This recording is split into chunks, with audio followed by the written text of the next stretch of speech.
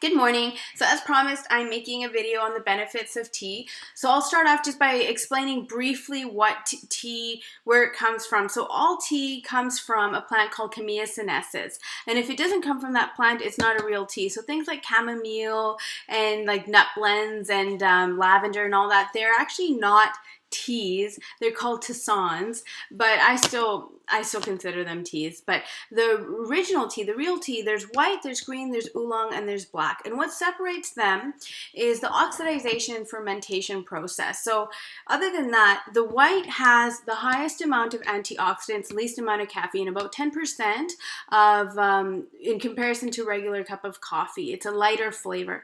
The green has about 20% of the caffeine found in a regular cup of coffee, still high in antioxidants, more of a stronger, sort of a slightly bitter at times flavor.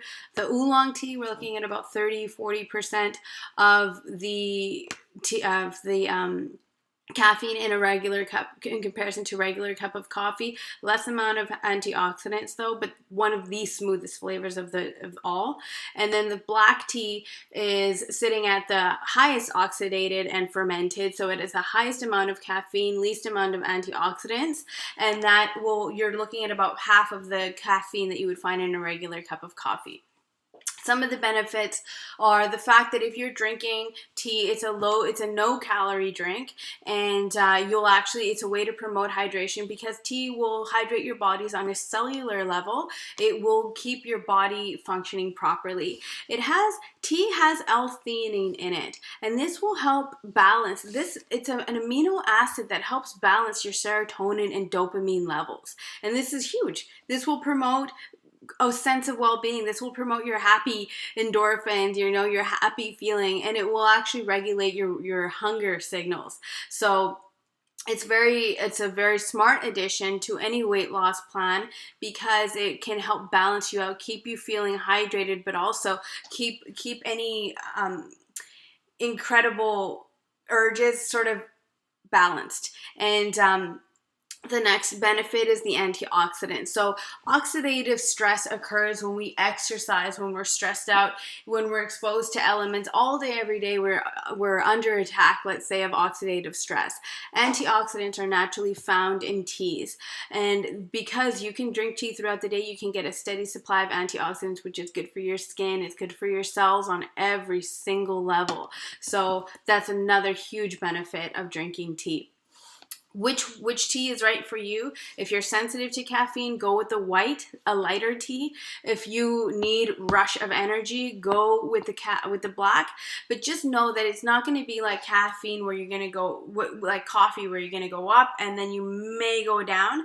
You'll probably just steady go up and then just sort of stay around that, and then you can continue throughout the day if you want to. But it's never going to be that crazy rush that's going to make you come back down. So that is why I suggest tea over coffee, because it does not affect your blood sugar levels. If anything, there's been studies showing the benefits of tea in reduction of cholesterol, in the balancing of blood pressure and blood sugar levels, in improvement of cognitive function. So there's a lot of studies that you can look up for that, but the reason why I would suggest it for any of my clients or anyone interested in weight loss or balancing out their energy levels or their mood is because this will not spike or challenge your blood sugar levels. So it's a very smart addition. I really mean that.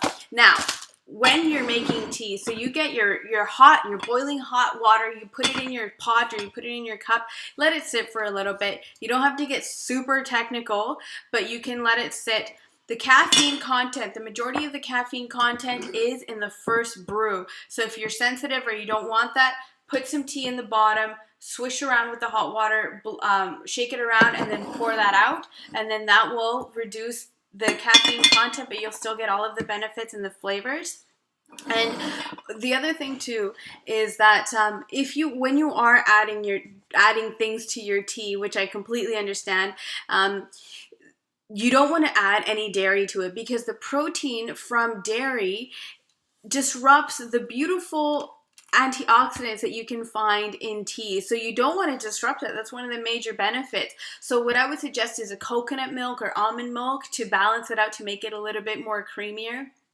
And if you wanted a little bit more sweetness to it, start with something like cinnamon, cinnamon stick, or licorice, or cardamom, or nutmeg. I would suggest that to kind of mix it in with your tea, or do something like stevia or honey, so you're not adding back all of that sugar, because that's the whole point, right? We want to keep this a nice clean drink. The other thing too I wanted to show you, this is my favorite tea right now. It's called Coconut Milky Oolong. It's unreal. It tastes so good. It tastes like dessert, and it's so satisfying and soothing too. So you can see the dried coconut in here. I don't know what else is in here. That's pretty much just it.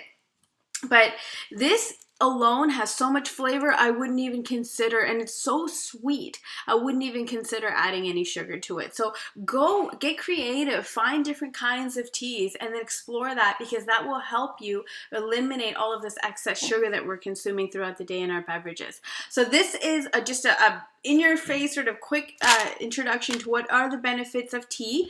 If you have any questions, please send me an email. There's also a lot of benefits of tea to weight loss because of the caffeine, but we can get into that a little bit later. But for now, it's a very energizing way to stay hydrated without a crash, help your skin stay beautiful, and help that cognitive function so you're actually focused all day. Thank you. Bye.